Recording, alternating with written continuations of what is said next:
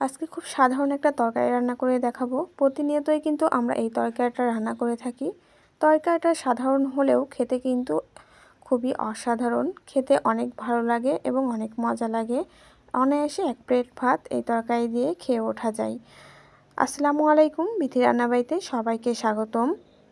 তরকারিটা রান্না করার জন্য প্রথমেই চুলায় একটা কড়াই দিয়ে দিয়েছি। তাতে আমি দিয়ে দিচ্ছি রান্নার তেল। তেলটা গরম হয়ে আসলে আমি দুটো তেজপাতা দিয়ে দিয়েছি, 3 টুকরো ডাল দিয়ে দিয়েছি তার মধ্যে। এবার আমি জিরা আর গরম মশলা বেটে রেখেছিলাম সেটা আমি 1 চামচ দিয়ে দিয়েছি, আর আদা দিয়ে দিয়েছি 1 চামচ, পেঁয়াজ পেস্ট দিয়ে দিয়েছি 3 চামচ মতো। এখানে আমি কাঁচামরিচ 3-4টা ফালি করে রেখেছিলাম সেটা দিয়ে দিলাম, স্বাদ মতো লবণ অ্যাড করে দিচ্ছি। এগুলোকে একটু ভালো করে নেড়ে চেড়ে নিচ্ছি। তো এগুলোকে নাড়াচাড়া দিয়ে এখন আমি দিয়ে দিচ্ছি হলুদ গুঁড়ো, মরিচের গুঁড়ো অ্যাড করে দিচ্ছি এখানে। এর সাথে আমি এগুলোকে দিয়ে এখন একটু ভালো করে নাড়াচাড়া দিয়ে নিচ্ছি। সামান্য একটু পানি দিয়ে দিচ্ছি যাতে মশলাটা পুড়ে না যায়। পানিটা দিয়ে আবার একটু নাড়াচাড়া দিয়ে মশলাগুলোকে ভালো করে একটু কষিয়ে নিচ্ছি। মশলাটা সুন্দর করে কষাতে হবে, তেলটা ছেড়ে আসার আগ পর্যন্ত মশলাটা সুন্দর করে কষিয়ে নিতে হবে। তো আমি মশলাটা সুন্দর করে কষিয়ে নিচ্ছি। এখন আমি এর মধ্যে অ্যাড করে দিচ্ছি মোটা কোয়ার কয়েক টুকরো রসুন আমি এখানে দিয়ে দিচ্ছি। রসুন দিলে মুরগির মাংসটা এভাবে খেতে খুবই ভালো লাগে আমার কাছে।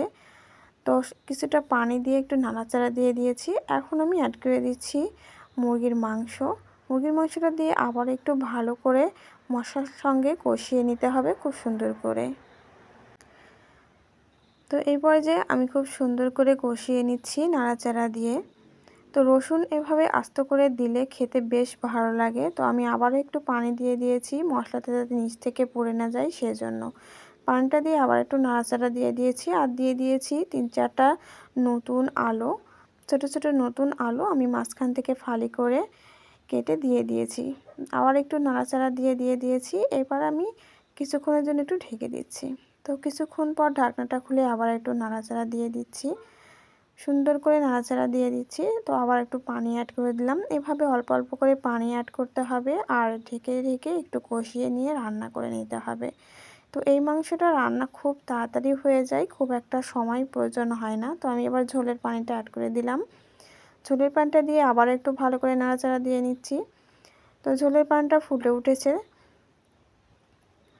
ঝোলের পানিটা যখন ফুটে উঠেছে তো আমি এখন এই পর্যায়ে যে তেজপাতা দিয়েছিলাম সেটাকে উঠিয়ে নিচ্ছি। আমার তরকারির ঝোলের পানিটা শুকিয়ে গেছে আর আমি চুলাটাও বন্ধ করে দিয়েছি। এই রেসিপিটা ভালো লাগলে অবশ্যই লাইক করবেন, শেয়ার করে দেবেন। আল্লাহ হাফেজ।